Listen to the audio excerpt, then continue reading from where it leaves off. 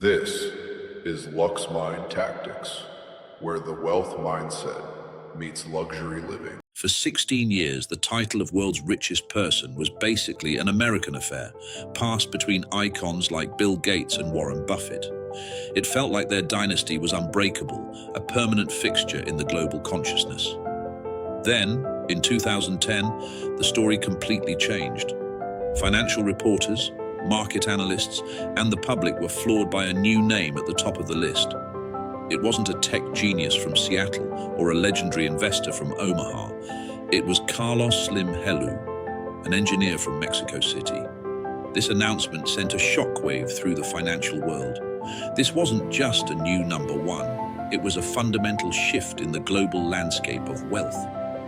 For the very first time, a citizen of a developing nation had climbed to the absolute peak of the financial world. His fortune, pegged at a staggering $53.5 billion at the time, had just eclipsed that of Bill Gates. The question on everyone's mind was simple, yet profound. How? How did a man from a country so often battered by economic crises and instability build an empire so vast and profitable that it dwarfed all others? The answer isn't a single dazzling invention or some trendy, world-changing tech startup. It's a far more intricate and compelling story built over decades, a slow, methodical, and relentless campaign of buying and consolidating. It's a strategy born not in a sleek, modern boardroom, but at home with simple, powerful lessons from his father. It was a mindset honed in the fires of economic collapse and then perfected with one of the most brilliant and audacious business deals in modern history. This is the story of how a long-term vision, an unshakable faith in his nation, and an engineer's mastery of numbers allowed one man to effectively take control of an entire nation's economy and, in the process, become the richest man in the world. It all starts with a simple, powerful image: a young boy, barely a teenager, hunched over a small, unassuming ledger. In its pages, he meticulously documents the flow of his small universe of money. Every peso he received, every peso he spent, every tiny profit earned from selling candy to his family, it was all recorded with the precision of a seasoned accountant. This wasn't just some fleeting childhood hobby, it was his real education. This was the silent, disciplined construction of a foundation that would one day support a fortune approaching $100 billion.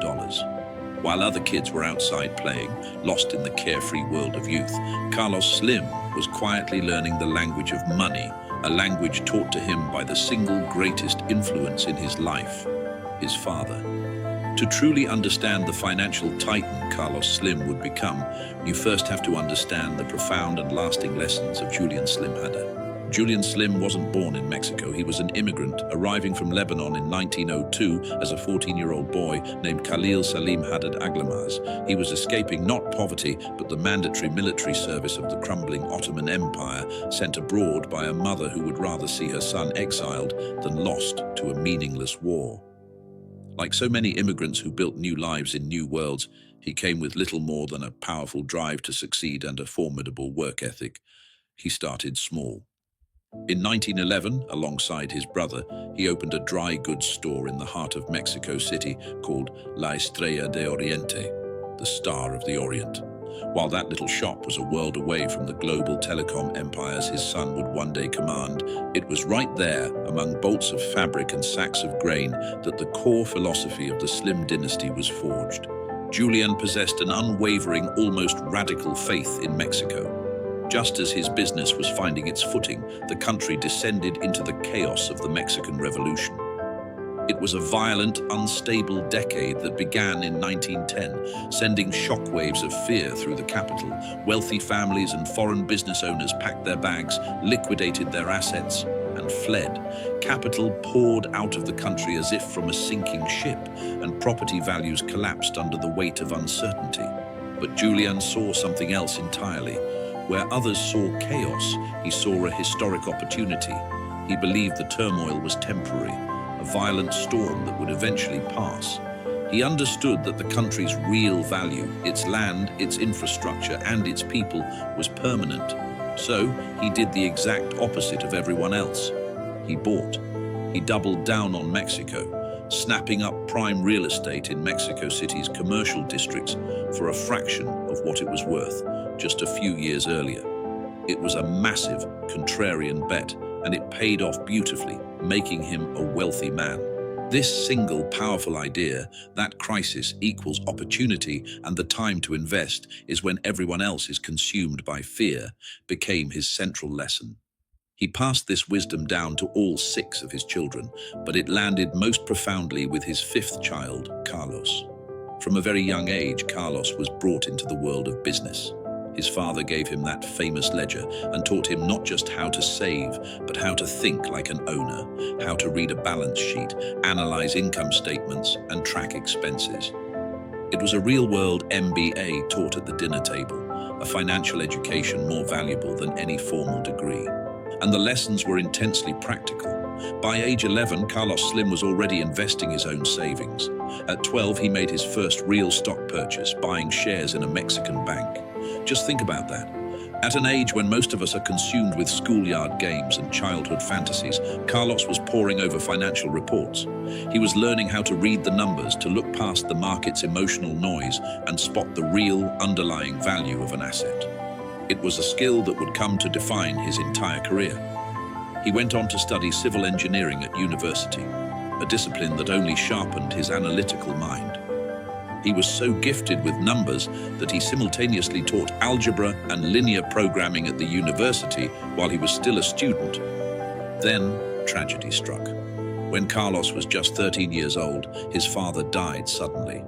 The personal loss was immense, but the intellectual inheritance was already burned into his mind. The principles of financial discipline, long-term vision, and most importantly, the courage to buy valuable assets when everyone else is panicking, that was his father's true legacy. Julian Slim left his family a sizable fortune, but he gave Carlos something far more valuable, a blueprint for building wealth on a scale that even he could have never possibly dreamed of. Through the 1960s and 70s, Carlos Slim was playing the long game. Armed with his engineering degree and his father's financial playbook, he made no attempt to become a flamboyant tycoon overnight. His approach was patient, disciplined, and almost invisible to the outside world. He began his career as a stockbroker, a position that gave him a front-row seat to the market's daily rhythms and allowed him to study hundreds of companies up close, dissecting their financials and identifying their hidden strengths and weaknesses. He wasn't just trading stocks for quick profits, he was hunting for the same kind of deep-value deals his father had found decades earlier, businesses that were fundamentally solid but were undervalued, inefficiently managed, or simply caught in a temporary economic downturn. Using the profits from his brokerage and his inheritance, he began his quiet campaign of accumulation. He started buying up small and medium-sized companies across a diverse range of industries, a soft drink bottler, a printing company, prime real estate. In 1980, he consolidated these disparate businesses into a single powerful holding company, Grupo Caso. The name itself was a tribute to the most important partnership in his life, a combination of his own name, Carlos, and that of his late wife, Sumaya Domit. Grupo Caso became his primary weapon, a corporate spider at the center of a rapidly growing web of businesses in construction, mining, retail, and manufacturing. Then, in 1982, the moment he had been preparing for his whole life arrived. It was a crisis of epic proportions. Mexico, buried in foreign debt and heavily dependent on oil, was crippled when global oil prices crashed. The government defaulted on its debt, the peso's value was practically wiped out overnight, and hyperinflation sent the economy into a death spiral. For the country, it was an economic apocalypse. For Carlos Slim, it was the sale of the century. Just as his father had done during the revolution, Slim stood his ground with absolute conviction, while capital fled the country in a tidal wave of panic. He looked past the headlines, past the fear and chaos, and saw the underlying reality. The factories were still standing, the brands still had name recognition, and the workers still had their skills. The real, tangible value of these companies hadn't vanished. Their stock prices had just been crushed by fear. He went on a legendary shopping spree, buying up huge chunks of the Mexican economy for pennies on the dollar. He acquired the Mexican arms of major international brands like General Tire and Reynolds Aluminum, alongside hotel chains, insurance firms, and dozens of other businesses. His most famous acquisition from this era was Sanborn's, a beloved but failing chain of department stores and restaurants. Sanborn's was a Mexican institution, a place of deep cultural significance, but it was bleeding money and on the verge of collapse. Slim bought it, but instead of stripping it for parts, he dove into the details, applying that same rigorous, number-crunching analysis he learned as a boy with his ledger. He meticulously streamlined operations, re-engineered the inventory system, and transformed the dying relic into a profitable and vibrant cornerstone of his expanding empire. By the end of the 1980s, Carlos Slim was one of the most powerful and wealthy men in Mexico, even if he remained relatively unknown to the international community. He had proven his father's core theory on a massive scale. He bought when there was blood in the streets and emerged with a powerful, diversified conglomerate. But all of this was just a dress rehearsal. It was all training for the main event, the one deal that would catapult him from national heavyweight to the wealthiest man on the planet. By 1990, Mexico was undergoing a seismic shift. The government, embracing a new era of privatization, was selling off its massive state-owned monopolies. And the undisputed crown jewel of this historic sale was Teléfonos de Mexico, or Telmex. To say Telmex was inefficient is a massive understatement. For decades, it was a national joke. Getting a new phone line was an odyssey that could take years unless you were willing to pay a hefty bribe to move up the list. The service was notoriously awful, the copper wire infrastructure was ancient and falling apart, and the company was a bloated symbol of state mismanagement. But it had one incredible, redeeming quality. It was a monopoly. It owned virtually every phone line in a country of over 80 million people. The potential for profit was astronomical, but so was the risk of failure. The government put a controlling stake in the company up for auction, and powerful international telecom giants from around the world swooped in, eager to claim the prize. Everyone assumed one of them would win. Carlos Slim, by comparison, looked like a long shot, an underdog. He was a master of retail, manufacturing, and finance, but he knew next to nothing about running a modern phone company. This is where Slim, the strategic deal-maker, truly shined. He was keenly aware of his weaknesses, so he went out and bought the expertise he needed. He brilliantly assembled a consortium of partners, bringing in the American firm Southwestern Bell and the state-owned France Telecom to provide the crucial technical and operational know-how. Slim's job was to bring the capital, the deep local political knowledge, and the sheer audacity to make the winning bid. His group won, acquiring control of Telmex for $1.76 billion. At the time, many analysts and competitors were stunned, convinced he'd grossly overpaid for a broken, dysfunctional company. They were spectacularly wrong. They didn't see the genius of the deal structure or the gold mine he had just secured. Slim's team got to work immediately, pouring billions into modernizing the decrepit network, ripping out old copper and laying down state-of-the-art fiber optic cables and digital systems. The infamous wait time for a new phone line dropped from years to mere days. But the real masterstroke, the move that would create a gusher of cash beyond anyone's imagination, was in the nascent mobile sector. In the early 90s, cell phones were expensive, bulky toys for the ultra-rich. Slim's mobile company, Telcel, completely flipped that model on its head. They created the Amigo Kit, a prepaid cell phone system. It was revolutionary. For the very first time in Mexican history, anyone with just a little cash could walk into a store and buy a phone with prepaid minutes. No contract, no credit check, no monthly bill. This one simple idea opened up the world of telecommunications to tens of millions of people who had never even had a landline, let alone a mobile phone. The revenue from those millions of tiny prepaid card transactions was staggering. Telcel's growth exploded, and its parent company Telmex, once a national joke, became one of the most profitable telecommunications companies in the world. Slim hadn't just bought a company. He had bought the central nervous system of the entire Mexican economy. Every single phone call, every fax, and soon every mobile payment and text message sent a tiny tribute flowing directly into his pockets. The cash flow was almost unbelievable. It was the ultimate prize, the engine that would fund the construction of an empire reaching far beyond the borders of Mexico. The takeover of Telmex wasn't the end of the story. It was the explosive beginning of the real empire. The incredible unending river of cash flowing from his telecom monopoly gave Carlos Slim a war chest that was completely unrivaled in Latin America. His primary vehicle for expansion was América Móvil, a new company spun off from Telmex to handle his rapidly growing mobile assets.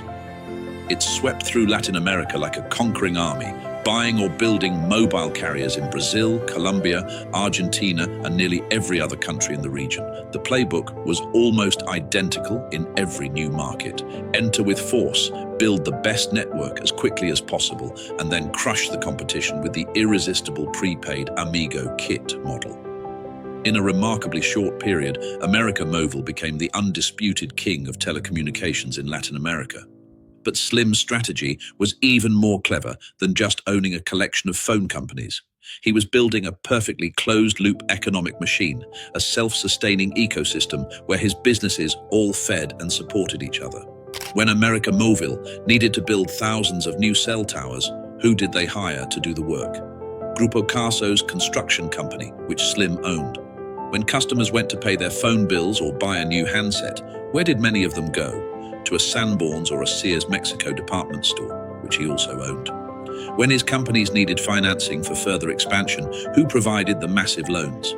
His financial firm, Grupo Financiero Inbursa. It was a brilliantly complete and self-reinforcing system. Slim owned the company that dug the trench, the company that laid the cable, the company that provided the phone service, the company that sold the physical phone that used the service, and the bank that processed the payment for it all. Each individual company was profitable on its own, but woven together, they created a corporate machine that was virtually unbeatable, printing money at every stage. However, this incredible success story had a very public dark side. In Mexico, the dominance of Telmex and its mobile arm Telcel was so absolute that it drew widespread and persistent criticism. For years, competitors and consumer advocates accused them of behaving like a private monopoly, using their immense market power to choke out any potential competition and keep prices artificially high for Mexican consumers. The OECD, a global economic organization, published reports claiming that the lack of meaningful competition in Mexico's telecom sector was costing the nation's consumers and its overall economy billions of dollars. Slim and his companies have always pushed back hard against these accusations, arguing that their massive investments are what built Mexico's modern infrastructure from the ground up and that prices have consistently dropped over time. This is the great paradox of Carlos Slim. He is undeniably the man who connected Mexico, bringing phones and internet to millions for the first time, but he is also the man accused of holding its entire communications network hostage.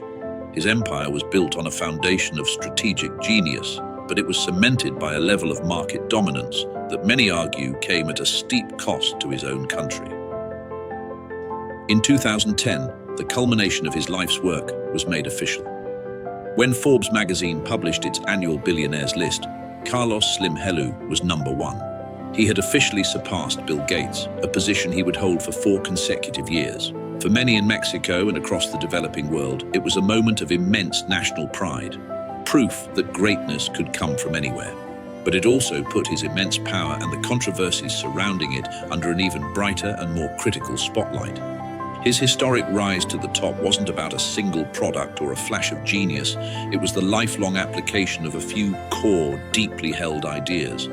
First was the unwavering discipline of a value investor. The little boy with the ledger was always there in the background, coolly calculating the true long-term value of an asset when others were blinded by panic and fear. Second was his profound long-term vision. Slim rarely, if ever, invests for a quick flip. He buys companies to hold, to integrate into his ecosystem, and to grow for decades. And third was his engineer's obsession with operational efficiency. He saw businesses not as brands or ideas, but as complex systems to be optimized, relentlessly cutting costs and maximizing cash flow. As his wealth ballooned to unimaginable heights, so too did questions about his ultimate legacy. In response, he became a major philanthropist, but his approach is notably different from that of his peers like Bill Gates or Warren Buffett. Slim has publicly stated his skepticism of the Giving Pledge, the campaign that asks billionaires to give away the majority of their fortune. He argues forcefully that the best way to fight poverty isn't charity, but job creation. For Slim, building sustainable businesses that employ hundreds of thousands of people is the greatest possible social contribution. His foundations, the Carlos Slim Foundation and the Telmex Foundation, have invested billions, but they operate with the same business-like mindset, focusing on health, education, and culture as long-term investments. They've funded cutting-edge genomic research, provided over 800,000 university scholarships, and built the magnificent Sumaya Museum in Mexico City, named for his late wife, which offers free admission to everyone. He's not just giving away money, he's strategically investing in human capital. The succession plan for his colossal empire has been handled with the same methodical foresight. He has gradually and deliberately passed control of his companies to his three sons, Carlos, Marco Antonio, and Patrick, who now run the major pillars of the family business. Even his grandchildren are already sitting on the boards of smaller companies, ensuring the Slim dynasty is built to last for generations. Today, Carlos Slim is no longer the world's richest person, but he remains an overwhelmingly dominant force in Mexico and across Latin America. In more recent years, he has poured billions into the energy and oil sectors, positioning his conglomerate for the next generation of opportunities. His companies are still titans, his family is firmly in control, and his influence is undeniable. The story of Carlos Slim is a complex tapestry of immigrant ambition, financial genius, and fierce national controversy. He is a historical figure on the scale of a Rockefeller or a Carnegie, a man who saw a nation's immense potential when others saw only crisis. His legacy will be debated for decades to come. Was he a nation builder who modernized Mexico, or a ruthless monopolist who profited at its expense? The truth, as it often is likely somewhere in the complex space in between. The blueprints for building an empire are often hiding in plain sight, found in the simple lessons and bold decisions of those who came before. If you enjoyed this breakdown of Carlos Slim's strategy, subscribe to our channel for more stories about the world's most fascinating and influential entrepreneurs. And let us know in the comments, what part of Slim's strategy do you think was the most crucial to his incredible success? From a small dry goods store named the Star of the Orient to a global telecommunications empire that reshaped a continent, the story of the Slim family is a testament to one powerful, animating idea. Real, lasting wealth is built not by following the crowd, but by having the courage and conviction to stand against it. Carlos Slim's journey from a methodical boy with a ledger to the richest man in the world was powered by this relentless contrarian spirit. He mastered the art of seeing immense value where others saw only ruin, and he possessed the audacity to strike with overwhelming force when the moment was right. His story is a powerful reminder that sometimes the greatest and most transformative fortunes are found in the very things that everyone else has decided to leave behind.